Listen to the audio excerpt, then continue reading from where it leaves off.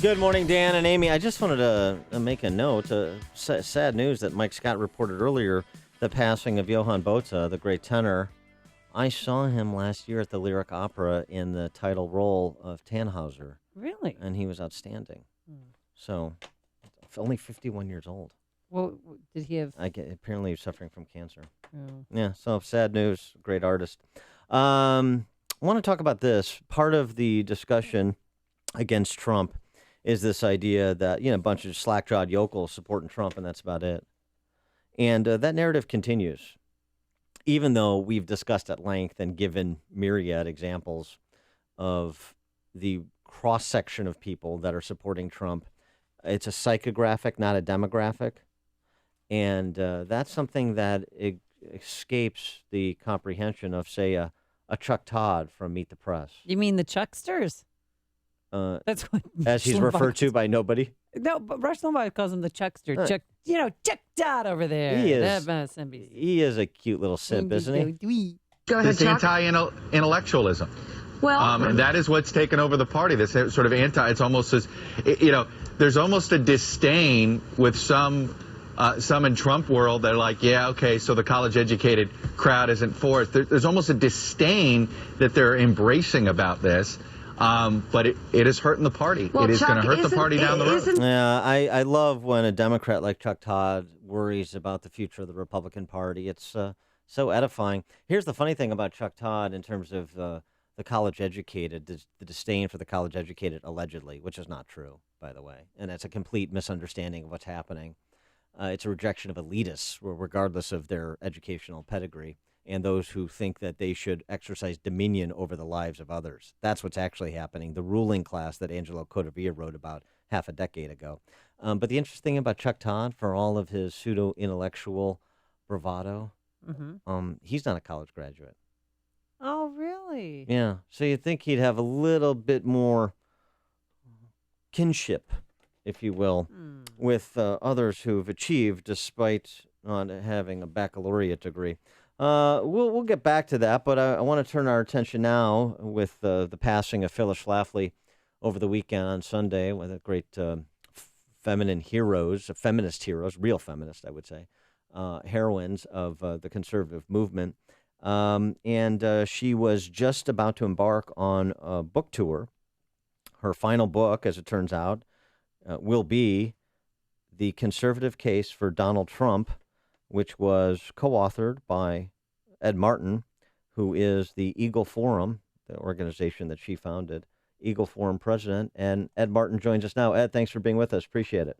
Oh, Dan and Amy, thank you for having me on. It's a sort of a bittersweet week for us, but I'm also always grateful to talk about Phyllis and her work. And I understand that, and sorry for the loss of your leader there and friend, colleague. You also saw an email from you this morning that the funeral arrangements have been announced. Do you want to detail those? Yeah, thank you. Thanks very much. Yeah, in fact, I just looked in the website, too, which are the funeral home. I should have included the link. People can go on that maybe can't come down. But tomorrow, Friday, from 3 in the afternoon until 8, the family will have visitation at the Kriegshauser Funeral Home in west of St. Louis. And then on Saturday, in a wonderful tribute, I suppose, the interest in coming to the funeral mass was big enough that we moved from her parish church to the Cathedral Basilica in St. Louis, and that's at 2 p.m. in St. Louis on Saturday, the 10th of September. And then for celebration, maybe a little bit more of a memorial celebration that will include speakers and some of our we'll put some pictures and things together on the 17th of September in St. Louis. At 10 a.m. we'll have a big memorial celebration, which is during our Eagle Council, which is Phyllis. Since 1971 or 2, she's been calling together her Eagles for an annual meeting, and this will be a bittersweet event too. And then probably in a few months we'll be in D.C. and have another event for her. So there's a lot of people who want to celebrate her life, and I think what she would want. I'll tell you the story. After she passed on Monday, one of her sons, Bruce, called me and he said, Mother's gone, Ed. And I said, oh, and he said, now have a good cry. I'll give you 10 minutes or so, and then get on the plane and go to New York and sell the book. Yeah, there you go. And he said that's what mother would want, and I think he's right. Well, obviously, I mean, 92 years old, and she was working right up until the end, obviously, with the authoring of this book with you and other colleagues, as well as getting ready to go on this tour that you're now on. And, you know, she always was full of verve and spirit, and no less in this presidential campaign, where she was an early supporter of Trump, even to the kind of confrontation with colleagues on the topic, Trump versus Cruz, particularly when the race crystallized to that choice. And thus the culmination of that, the book, The Conservative Case for Trump. So make the conservative case for Trump, a case that Phyllis Schlafly was making early in the primary. Yeah, you know, Dan and Amy, I've been doing a bunch of media, and I was telling someone I had my staff, Phyllis's staff, compile the number of times she wrote about Trump and the issues over the last year, and it's about 60 times. You know, Phyllis Schlafly, when history is written, she'll be known for lots of her leadership attributes, but one of the things that she prided herself on was being a writer. And so when I say she wrote 60 times, that's probably 10 or so columns, weekly columns that touched on Trump or issues, and a few of her monthly PS reports. But also she did 20 or 21 3-minute commentaries every month, daily, except Saturdays and Sundays. And so there's a lot of writing. So the quick case for Trump, if you look at the book, it's 10 chapters. The first chapter is on immigration. The second chapter is on trade. It's a surprise sometimes to people that are conservatives that there is a chapter on judges, and that because of pro-life and the Supreme Court, there's a chapter on military superiority. The first two chapters are in order, priority, because Phyllis felt, and the book argues, that we are at a turning point for America. If we don't get the immigration question resolved, if we don't get the trade deals resolved, we're transforming the country in a way that we will have a hard time ever recovering from. So, you know, Trump is a conservative in a lot of ways. Political correctness, Phyllis felt like he was one of the great people she'd ever seen at not falling for the media's tricks on political correctness. So but on those two starting point issues, like she told me once, Reagan was a guy who she knew could beat the Soviets. She wasn't sure on some of the other issues because he'd had a checkered past. With Trump, she knew that on those key issues, immigration and trade, he truly is a conservative that puts Americans first. Was Phyllis ever concerned about Donald Trump's heated rhetoric and some of his, knee-jerk reactions to certain events? Did she ever mention that to you?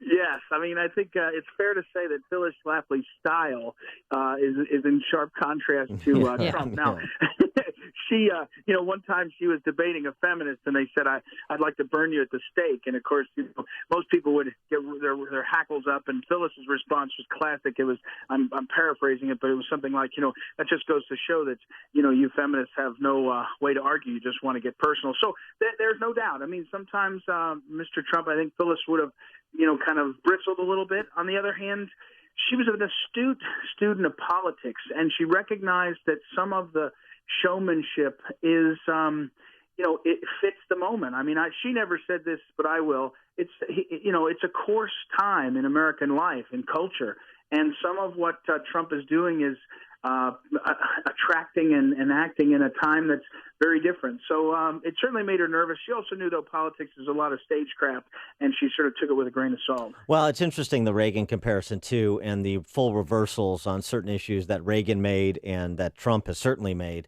And I suppose that's the context that Phyllis looked at that, right, is that, look, yeah. You have to treat this with some suspicion, but if he is who he says he is today, and there's reason to believe it, and he'll act in furtherance of it aggressively, then you have to roll the dice. But it's interesting that she made the choice with him in the primary when she had 16 other options. And so just to kind of give us a look back of that analysis, because that analysis was controversial. Yeah, that's right. Well, and I'll tell you another story that your listeners may enjoy because it's so interesting. When Phyllis, you're right about Reagan. When Phyllis, Reagan had signed a terrible abortion bill, pro-abortion bill as governor in the 60s. And actually one of the things he signed was the worst no-fault divorce bill ever. And so there was a lot of conservatives that were nervous about him. On the other hand, they saw this strong leader. Well, Phyllis, when she met with him before she endorsed him with Reagan, she asked him to do one thing. And it wasn't judges, it wasn't Department of Education. It was don't appoint Henry Kissinger to any role ever, because she felt like Kissinger had led this sort of American second movement. And when she met with Trump, she only met him once. We met with Trump. She talked about two things, and I was in the room. One is she handed him a copy of her platform, and from 2012, and she said, "I've worked my whole life to make this conservative and strong. I need your help to keep it that way." And we talked about it for about 10 minutes, and he said he would, and it was a conversation. But the second question Phyllis said, it was after Scalia had died, and she said, Mr. Trump, I really need you to appoint justices like Scalia. This is a really important time. And he said, I will, Phyllis. And so I think that was interesting comparison. Yeah. Did she hand him over any names of any certain judges that she would like to be appointed? Say that again. I'm sorry. Did she give Donald Trump any names of Supreme Court justice possibilities? No, she didn't. I mean, there's a judge in St. Louis that we know here is on the appellate court, Ray Grunder, who was on that list subsequently. And I think we talked about him, at least maybe to Trump's people, but I don't think she didn't get down into the recommending judges specifically. That didn't really come up with him. And it's kind of not her style. She would be more interested in influencing the kind of caliber of people. And it was interesting. Well, he is Ed Martin. He's the president of Eagle Forum. He wrote the book along with Phyllis Schlafly, the dearly departed, The Conservative Case for Trump. Ed, I hope the book does as well as A Choice Not an Echo did. Yeah, that's nice of you to say. I will tell you a quick story. I know we're finishing. The book started to trend up on Amazon, the new book, The Case for Trump, and it pulled up with it the updated version of A Choice Not an Echo. I think people really are interested. Phyllis's long career in writing on the challenge between the sort of globalist and the American people, and it's an interesting read also. So thank you. Yeah, absolutely. We're optimistic. And a lot of what Phyllis predicted would happen culturally has come to pass. So she was prescient. Ed Martin, thanks so much for joining us. Good luck with the book. Appreciate it. Thank you. Have a great day. Thank you. And he joined us on our turnkey.pro answer line.